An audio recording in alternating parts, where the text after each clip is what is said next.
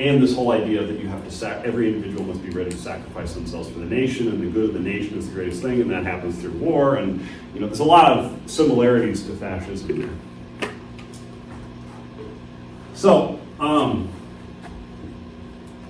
in late January of 1933, Hitler is named Chancellor of Germany, which is to say Prime Minister. It's called Chancellor in Germany.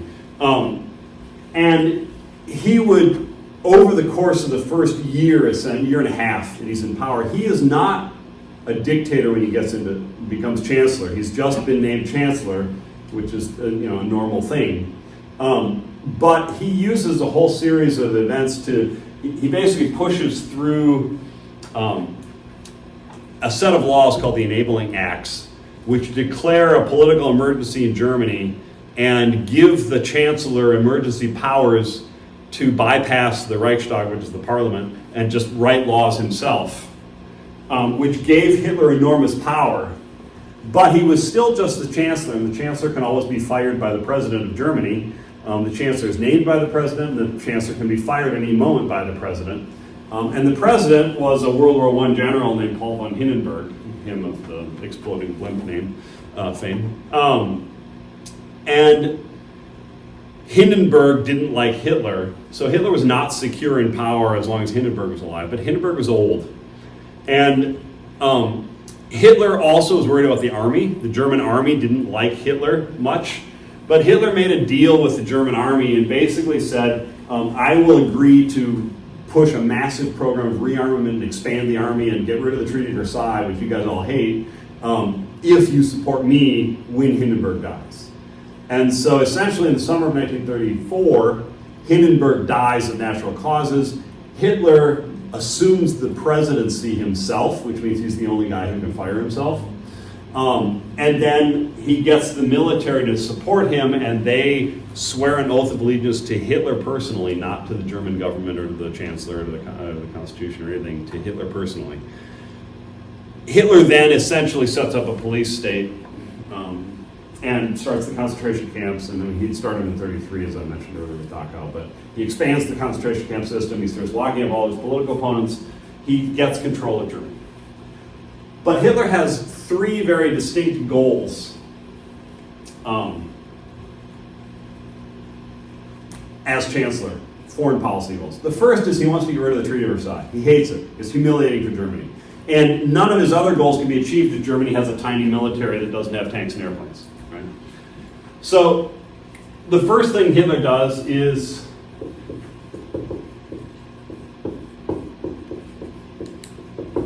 his first order of business is to get rid of the Treaty of Versailles.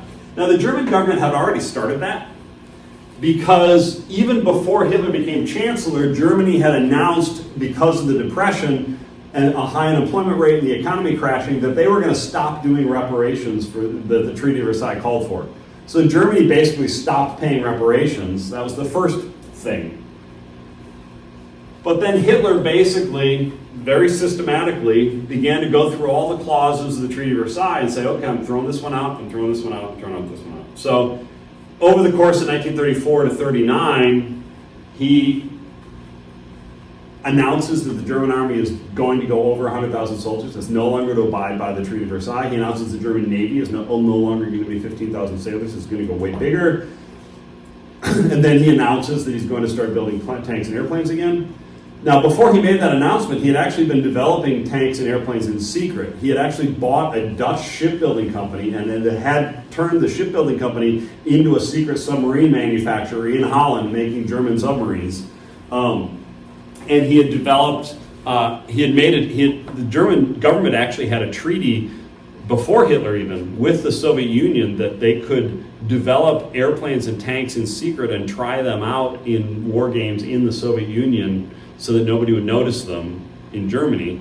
And so they had been sort of doing an end run, secretly breaking the Treaty of Versailles, but Hitler openly breaks the Treaty of Versailles and says, I'm going to rearm Germany. And Britain and France were in a place, Britain and France were still so scarred by World War I that the public wanted absolutely nothing to do with any chance of another war. So there was no public support for the British or French government saying to Germany, you'd better not expand your army or we'll go to war with you. The British and French public didn't want that.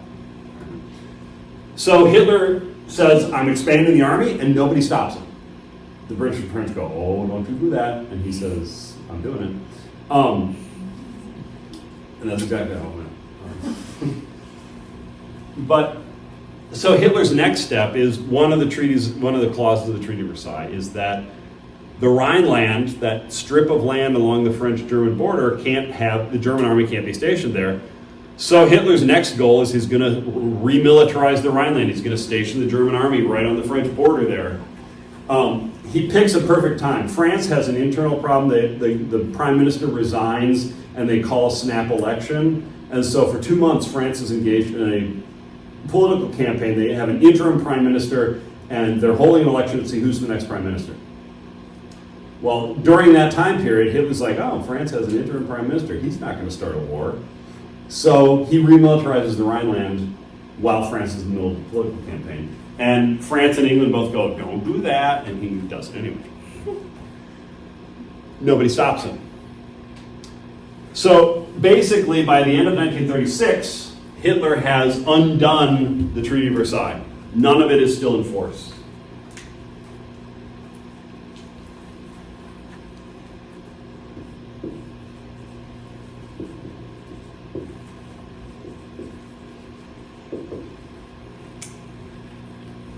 Hitler had another idea, which was the idea of Greater Germany. And this was not an idea Hitler came up with, it's been around forever.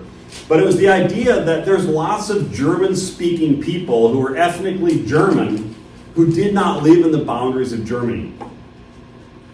They lived in Austria, or they lived in Czechoslovakia, or they lived in Poland. Because remember, I talked about at the end of World War I, Poland had been made by carving a chunk of Germany off and carving a chunk of Russia off and calling it Poland. Well, the western half of Poland was about 50% German-speaking. Right? And then Czechoslovakia had been created, but a big chunk of Czechoslovakia is German-speaking, the so-called Sudetenland, which is the western half of Czechoslovakia.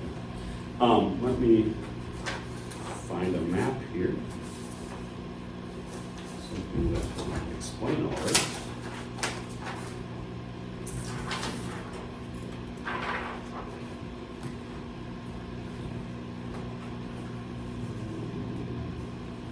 See that?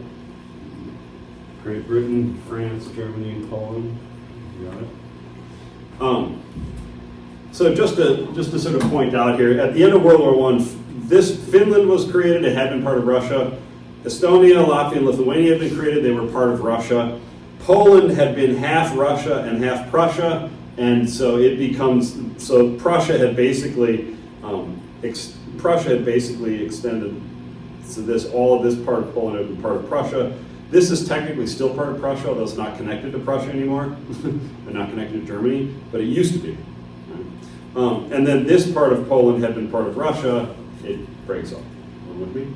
What is Prussia? Prussia is a region of Germany that includes Berlin, and it's sort of this upper northern portion of Germany up here. Okay. It was an independent country up until 1870 when it basically forced the rest of Germany to unite with it and became the German Empire. Okay. Why would they have a name so close to Russia? I don't know. The Austro-Hungarian Empire had been basically Hungary, Czechoslovakia, Austria, Yugoslavia, and a big chunk of Romania before World War I. And then after the war, it had been broken up, and Czechoslovakia had been created as an independent country, but the western end of Czechoslovakia has about 50% of the population is German-speaking over here, and that's called the Sudetenland. And then Austria is here, and that's 100% German-speaking, basically. And so Hitler's big goal, one of his big goals, is he wants to create what he calls Greater Germany, which means he wants to expand Germany's borders to include all of those German-speaking peoples. So he wants Austria, he wants the Sudetenland, he wants the western half of Poland, all to become part of Germany, because he thinks that according to his racial idea of nationalism, those people are all intrinsically biologically Germans, and so they should be part of the biological state of Germany. So Hitler would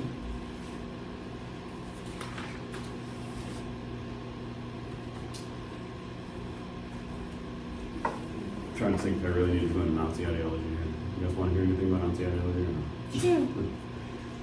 All right, the basic of Nazi ideology is fascism is an idea that was created in Italy in the 1920s.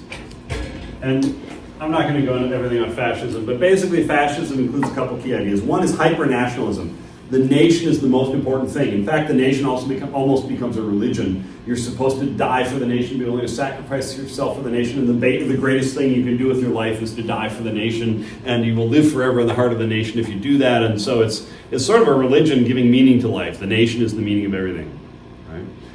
Fascism also believes that violence is natural and good, that nations are always destined to be fighting against each other, and they believe in a sort of social Darwinism that nations are constantly fighting a struggle for existence with each other, and they are constantly going to war, but that's a good thing. And the nations that lose were clearly not fit to survive, and the nations that win in wars are fit to survive, and so it's survival of the fittest. So they kind of believe that nations are in a life and death struggle with each other, a Darwinian struggle, and they believe that war actually makes the human race get better because war toughens us up and makes us innovate, and so war is progress.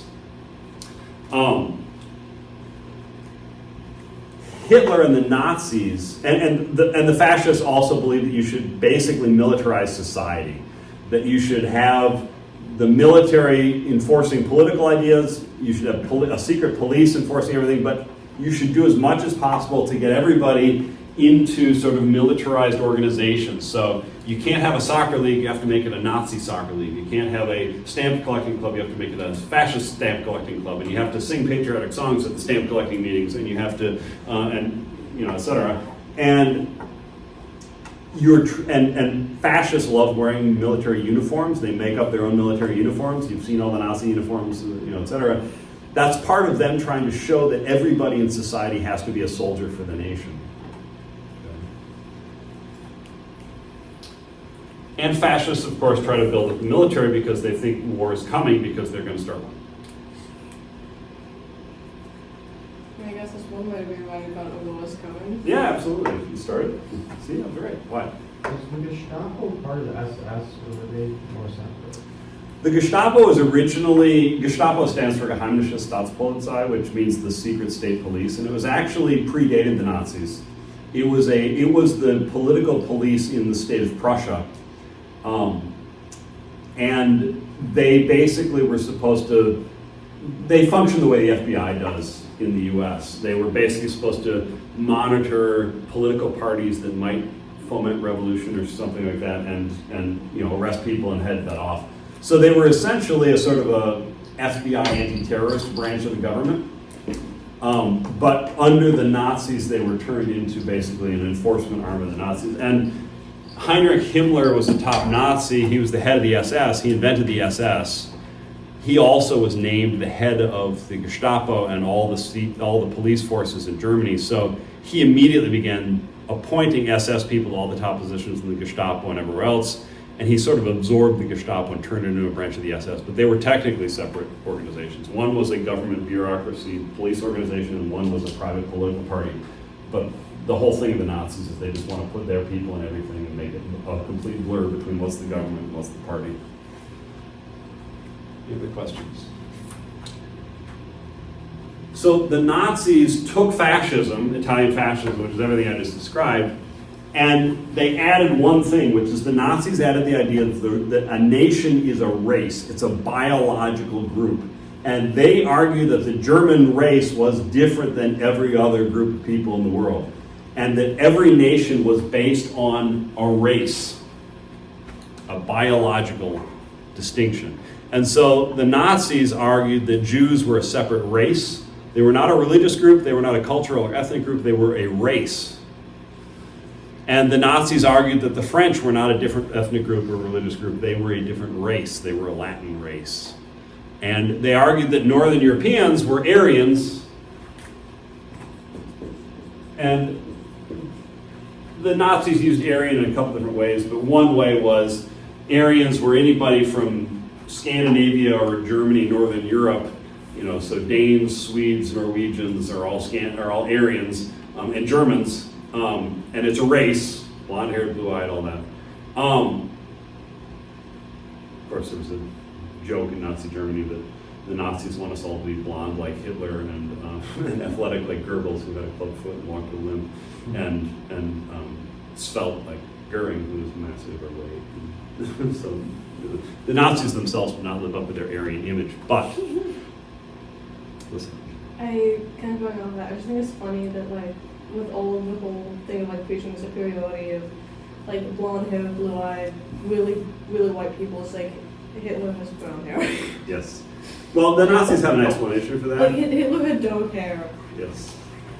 The Nazis had an explanation for that, which was that they argued that for centuries Jews had been trying to interbreed with the Germans to mess up the German bloodline because the Germans had superior genes and the Jews knew it, and so they kept having kids with Germans to inject German genes into the Aryan blood gene pool to mess it up. And so if you do have Germans who have brown hair or whatever, that's a sign of mucked up bloodlines, and you have to purify it by only allowing Aryans to have kids with other Aryans.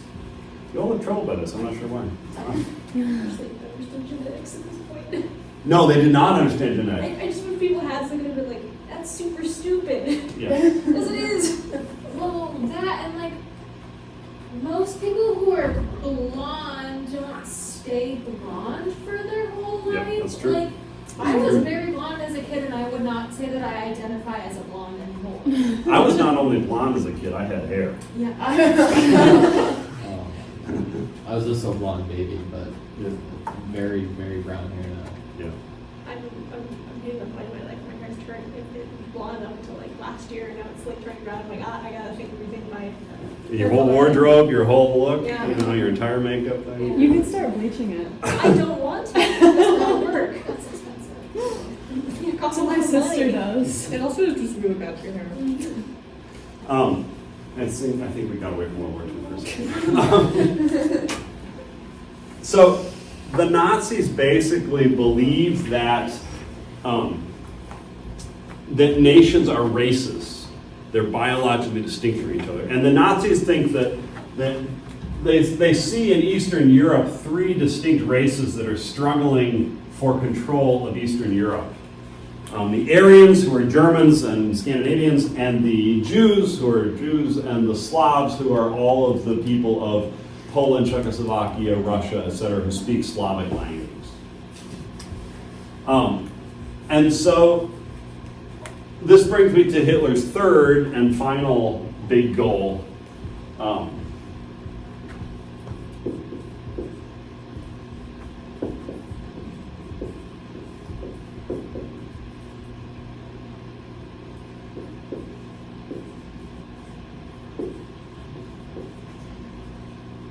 Hitler thought that all of human history was one big racial struggle, that races have been struggling for supremacy for all of human history, and Eastern Europe was dominated by the struggle between those three races, Aryans, Slavs, and Jews.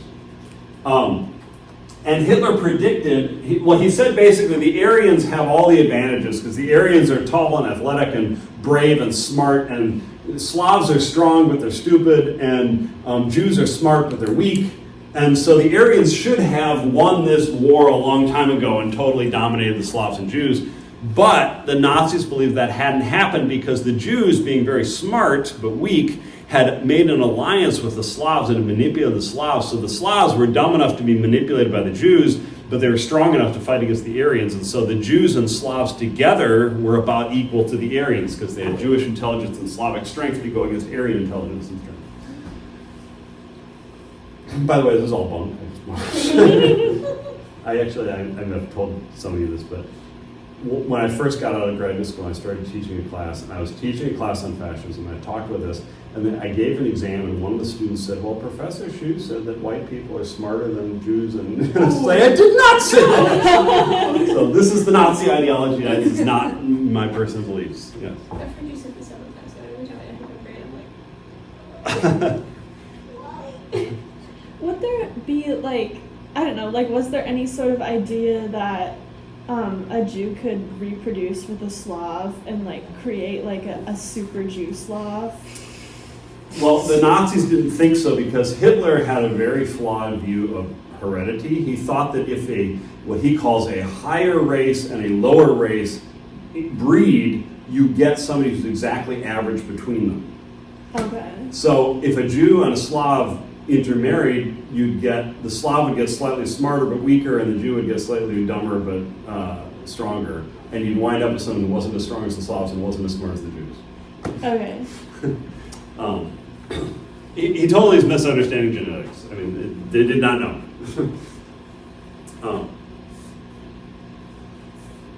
So Hitler envisioned, he thought that for centuries, the Jews had been manipulating the Slavs to fight against the Aryans, and the Jews had been interbreeding with Aryans to water down the Aryan gene pool and make them weaker.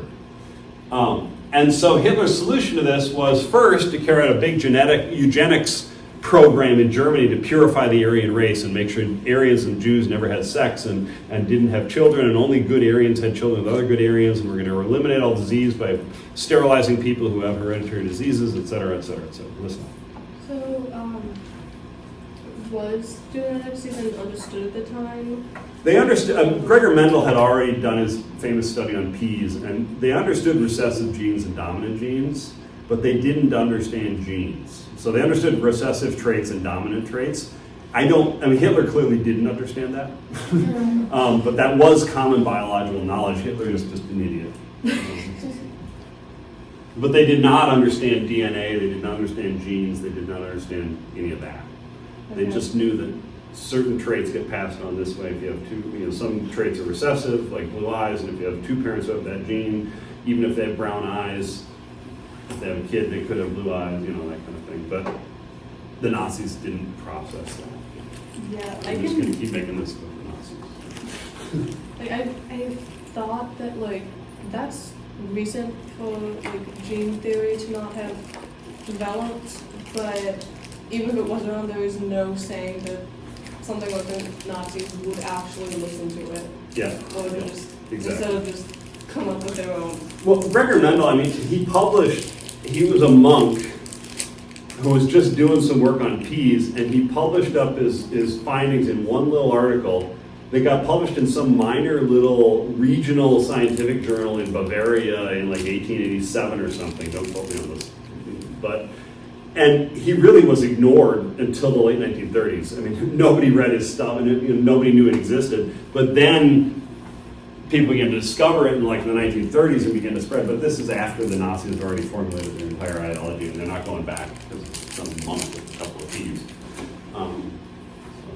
They're not going back just because of scientific reasoning. Yeah. So ultimately, what the Nazis predicted, Hitler saw himself as sort of a prophet predicting the future. He thought that the Aryans were going to get into a final race war with the Jews and Slavs, a final showdown.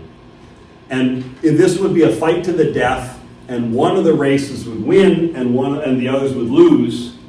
And he thought that once the Aryans had realized what the evil Jewish plan was, they could outwit the Jews and overcome them. And so Hitler's third point was that he planned to start a massive war with the Slavs,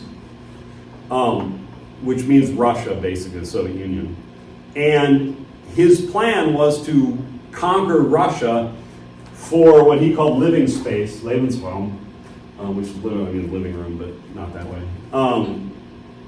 And turn the entirety of Eastern Europe all the way up to the Ural Mountains. So all of this, this big chunk of the Soviet Union, Ukraine, Belarus, etc., would turn it into a massive slave plantation system where the Slavs were slave workers on plantations owned by Aryan masters, and the Jews would be wiped out entirely, because once the Jews were wiped out, the Slavs would not be smart enough to do a rebellion or fight against the Aryans, etc., but they were strong enough to be good workers, so you'd create this slave plantation system with the Slavs working for the Aryans, and this would be the 1,000-year Reich. It would last 1,000 years of prosperity and happiness for Aryans, not so much for Slavs.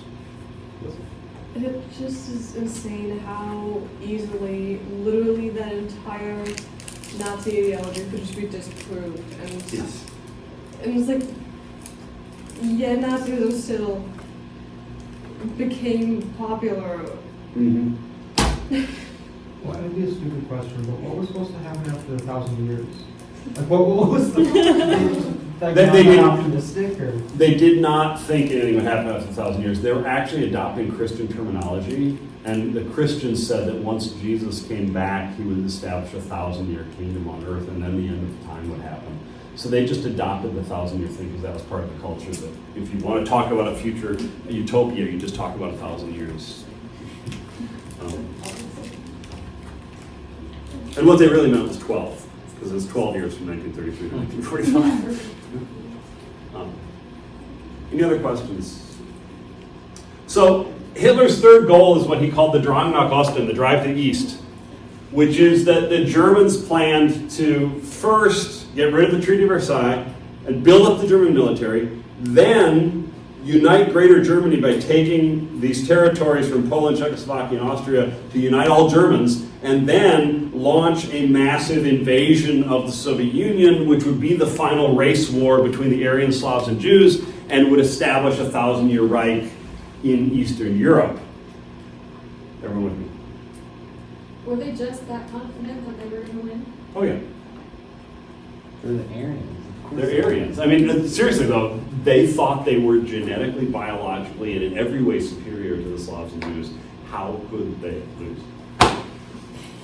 And Germany is one of the most technologically and economically advanced countries on earth, and the Soviet Union is kind of backwards still. How could they lose? Kylie and Jumping forward slightly, were they confused when Great Britain was like, we hate you, and they're like, we're doing all this stuff for you too? Hitler actually thought that all England needed was basically a punch in the mouth, and then they'd go, oh, what are we thinking? We should be on the side of the Aryans. And so he expected that if he could just give England a bloody nose, they would say, you know what, we really should be on your side and join up. And as late as 1945, I mean, in April of 1945, a month before Hitler committed suicide, Himmler actually contacted Count Bernadotte of Sweden, who was the head of the Swedish Red Cross. And Count Bernadotte just wanted Himmler to release some Swedish nationals from concentration camps. But Himmler said that he met with Bernadotte at a hospital in northern Germany, and he said to him, I want you to take a message to Churchill and Roosevelt. And the message is, Hitler's going to commit suicide soon, and I'm going to take over Germany. And then I will surrender to England and the United States, but we will immediately form an alliance, and all of us will declare war on the Soviet Union, and we'll all invade the Soviet Union, because we're all Aryans together, and we should all be fighting the Slavs. And Himmler just couldn't imagine that Roosevelt and Churchill wouldn't say, you know, you're right, my gosh, we're Slavs. I mean, we're Aryans together, we should be fighting the Slavs. And, you know, nothing came of it, but...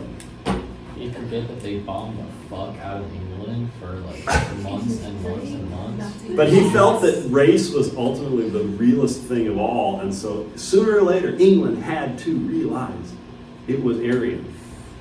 He also thought the United States had been taken over by the Jews. It was an Aryan nation that had been taken over by the evil Jews.